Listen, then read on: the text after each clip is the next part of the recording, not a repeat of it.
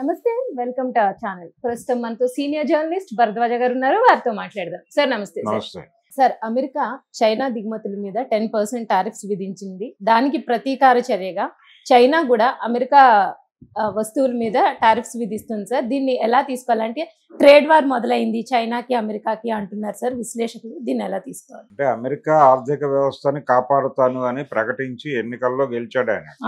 Trump గెలిచాడు కాబట్టి ఎన్నికల హామీల అమలులో భాగంగా ఎన్నికల్లో ప్రజలకి ఏం చెప్పాడో దాన్ని చేస్తున్నట్టుగా కనిపించడం కోసం కొన్ని ప్రయత్నాలు చేస్తున్నాడు ఆయన. ఆ ప్రయత్నాల్లో భాగంగానే ఈ మధ్య అంటే నేటివ్ అమెరికా ప్రజలలో ఒక ఆందోళన ఉంది. ఆ ఆందోళన ఏంటంటే ఇక్కడికి రకరకాల కాలనీస్ నుంచి వచ్చేసి జనాలు లోకల్ పీపుల్కి పనులు లేకుండా చేస్తున్నారు అనేది ఒక గొడవ ఉంది. దాని నుంచి మిమ్మల్ని నేను కాపాడుతాను అని చెప్పడంలో భాగంగా అనేక దేశాలకు చెందినటువంటి వాళ్ళని అంటే అనధికారికంగా ప్రవేశించిన వాళ్ళని కనిపెట్టి వాళ్ళ 4 దేశాలకు పంపించేయటం, బేడీలేసి పంపించడం, ఫోటోలు తీసి సర్క్యులేట్ చేయటం, ఈ హడావిడంతా చేశాడు. చేయటం ద్వారా తన్ని తాను హీరోగా ప్రొజెక్ట్ చేసుకునేటువంటి ఒక ప్రయత్నం మొదలైంది. ఆ ప్రయత్నంలో భాగంగానే ఇండియన్స్ని కూడా పంపించేస్తారని ఒక విస్తృత ప్రచారం జరిగింది. కానీ దొంగతనంగా అంటే ఎటువంటి ఆధారాలు లేకుండా దేశంలోకి ప్రవేశించిన వాళ్ళని మాత్రమే పంపిస్తారు అనే క్లారిఫికేషన్ ఇచ్చి 18,000 మందిని ఐడెంటిఫై చేసి వాళ్ళని పంపించేస్తున్నారు అనేది ఒక వివరణ వచ్చిన తర్వాత కొంత కుదుటపడింది పరిస్థితి. ఇది ఒక వెర్షన్. దీంతో పాటు చైనాతో అమెరికాకు ఒక యుద్ధం చాలా కాలంగా నడుస్తోంది, పర్టికులర్గా ట్రేడ్ ఏరియాలో. అంటే ఈ రోజున ప్రపంచం మొత్తం కూడా ఎవరు ఏ ఫార్ములా డిజైన్ చేసినా కంపెనీ ఎక్కడున్నా ఏ దేశానికి సంబంధించిన కంపెనీ అయినా కానీ దాని తాలూకా స్పేర్ పార్ట్స్ కావచ్చు, ఇతర టెక్నికల్ రంగంలో దాదాపుగా ప్రతి పరికరము చైనాలో ప్రొడ్యూస్ అయి రావాల్సిందే. ఈవెన్ ఇప్పుడు యాపిల్ ఫోన్లో కూడా చాలా దానిలో ఉన్నటువంటి వ్యవహారం అంతా చైనాలో డిజైన్ అయి వచ్చేది. దీంతో ఒక రకంగా ప్రపంచం మొత్తం చైనా మీద డిపెండ్ అయి బతుకుతోంది. ఇది వాళ్ళకే అర్థమైంది. అది ప్రపంచంలోనే అతిపెద్ద ఆర్థిక వ్యవస్థగా చైనా ఏర్పడిపోయిన తర్వాత ఇప్పుడు చైనాని ఎలా హ్యాండిల్ చేయాలి అనే విషయంలో అమెరికాకు ఒక కన్ఫ్యూజన్ ఉంది. చైనా నుంచి అమెరికాని కాపాడుకోవటం అనే దానిలో భాగంగానే చైనా నుంచి దిగుమతుల మీద వాళ్ళు ట్యాక్సెస్ పెంచారు. ఈ పెంచిన దానికి ప్రతీకారంగా వాళ్ళు కూడా ట్యాక్సెస్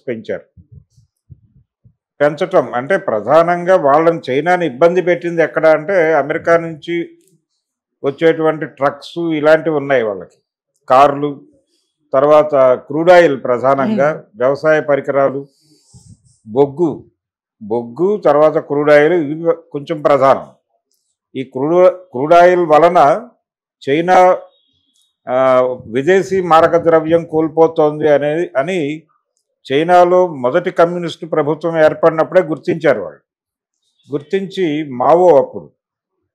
మావో అధ్యక్షతన ఒక నిర్ణయం తీసుకున్నారు. వాళ్ళు అసలు మనం టోటల్గా ఈ బయట నుంచి ఇంపోర్ట్స్ ఆపేద్దామని నిర్ణయం తీసుకుని అసలు ఆయిల్ వద్దు మనకి, అంటే ప్రధానంగా మన ఆదాయంలో మేజర్ షేరు ఈ అకౌంట్లోనే బయటకు వెళ్ళిపోతుంది కాబట్టి మనం అవసరాలకు మాత్రమే పెట్రోల్ వెహికల్స్ వాడదాము, మొత్తం దేశమంతా సైకిళ్ళ మీదే తిరుగుదామని చెప్పి ఒక ప్రోగ్రాం తీసుకున్నాడు ఆయన. తీసుకుని చైనాలో ఎక్కువ సైకిళ్ళు కనిపిస్తాయి ఇప్పటికీ అప్పుడు మావో చెప్పినటువంటి అభిప్రాయం ఇప్పటికీ కొనసాగుతుంది. సైకిల్ వాడకం చైనాలో ఎక్కువ. ఇలా ప్రతిదీ ప్యారలల్గా వాళ్ళు డిజైన్ చేసుకుంటూ వెళ్తున్నారు. అంటే ఒకటి వద్దు అని చెప్పడానికి ముందు దాన్ని ప్రజల్లోకి తీసుకెళ్లటంలో వాళ్ళకు ఒక నైపుణ్యం ఉంది. కారణం ఏంటంటే వాళ్ళకి ఒక కల్చరల్ మెకానిజం ఉంది. కమ్యూనిస్ట్ పార్టీ పరిపాలన కావచ్చు, అలాగే టోటల్ ఇంకొక పార్టీ లేదు అక్కడ, మొత్తం నిర్మాణం పార్టీ ప్రభుత్వము రెండు ఒకటే అవ్వటం ఇది ఒక అడ్వాంటేజ్. అందుకని వాళ్ళు ఈజీగా కమ్యూనికేట్ చేయగలరు ప్రజలతో. ప్రభుత్వ నిర్ణయాన్ని ప్రజలకి కమ్యూనికేట్ చేయడానికి ఒక అద్భుతమైన నెట్వర్క్ ఉంది వాళ్ళకి. ఈ నెట్వర్క్ ఉండటం వలన ఏదైనా సాధ్యమైంది వాళ్ళకి. ఇప్పుడు అది ప్రపంచంలో అతిపెద్ద ఆర్థిక వ్యవస్థగా ఆవిర్భవించడం వెనకాల కూడా ఈ మెకానిజం ఉండటమే, ఈ నెట్వర్క్ ఉండటమే కారణం. దీన్ని విపరీత ధోరణులు, వీటి వ్యతిరేక ఫలితాలు కూడా చూశారు. తియన్మెన్ స్క్వేర్లో ఒక పెద్ద నిరసన ర్యాలీ మీదకి ట్యాంకులను పంపించి కంట్రోల్ చేయాల్సిన పరిస్థితిని కూడా చైనా చూసింది ఒకప్పుడు 90 దశకంలో. కానీ దాని నుంచి గుణపాఠాలు నేర్చుకుని మరింత స్ట్రెంగ్థన్ అయింది. ఇప్పుడు ఈ కండిషన్లో వాళ్ళు అమెరికాని కంట్రోల్, అమెరికాకి స్పష్టంగా తెలుసు చైనాని కంట్రోల్ చేయటం అంత ఈజీ వ్యవహారం కాదు అని తెలుసు. కానీ ట్రంప్ గారు ఏంటంటే తన్ని తాను హీరోగా ప్రమోట్ చేసుకోవడం అనే ప్రోగ్రాంలో ఉన్నాడు ఇప్పుడు ఆయన. అందులో భాగంగా కంటి తుడుపు చర్యలు చేస్తున్నాడు. చైనా నుంచి అమెరికా ఆర్థిక వ్యవస్థను నేను కాపాడుతాను అని చెప్పడం కోసం చేస్తున్నాడు. కానీ ఇది ఒక రకమైన సమస్య, అమెరికాకి సమస్యగా మారుతుంది. ఇప్పుడు చైనా తీసుకున్న నిర్ణయం అమెరికాకి ప్రాబ్లంగా ఎందుకు మారుతుంది అంటే, ఇక్కడి నుంచి వెడుతున్న వాటి మీద వాళ్ళు ట్యాక్సెస్ పెంచితే వాళ్ళకే నష్టం, అమెరికాకే నష్టం. ఇప్పుడు ఆ ప్రెజర్ అమెరికన్ ఇండస్ట్రీ నుంచి వస్తుంది. ఎందుకంటే ప్రతి ఒక్కళ్ళు స్పేర్ పార్ట్ల కోసం అక్కడే ఆధారపడి ఉన్నారు, అక్కడే డిజైన్ అవుతున్నాయి, అక్కడి నుంచే రావాలి. కాబట్టి ఇంపోర్ట్స్ మీద మేమేదో చేస్తాము అని అనుకుంటే వాళ్ళ ట్రేడ్ని దెబ్బ కొడతామంటే వీళ్ళ ట్రేడ్ కూడా దెబ్బతింటుంది. అక్కడ చీప్గా పని అయిపోతుంది, ఇక్కడ మళ్ళీ కాస్ట్లీగా తీసుకోవాలి. ఇప్పుడు ఇండియాతో ఉన్న గొడవ కూడా అదే. ఇండియాలో చాలా చీప్ టెక్కీస్ దొరికేస్తున్నారు, వీళ్లతో వాళ్ళ పని చేయిస్తున్నారు. రాత్రుల పూట కూర్చోబెట్టి, అంటే ఇండియన్ కుర్రవాళ్ళందరూ కూడా ఇప్పుడు రాత్రిపూట ఉద్యోగాలకు అలవాటు పడిపోతున్నారు. ఈ రాత్రి జీవనము అనేది అమెరికన్ ఎకానమీకి అవసరం, కానీ అక్కడ ఉపాధి అవకాశాలు దెబ్బతీస్తోంది కూడా ఇదే. దీన్ని తగ్గిస్తాను అని కూడా చెప్పాడు ట్రంప్. సో ఆ భయం కూడా ఉంది ఇక్కడ కుర్రాళ్ళకి.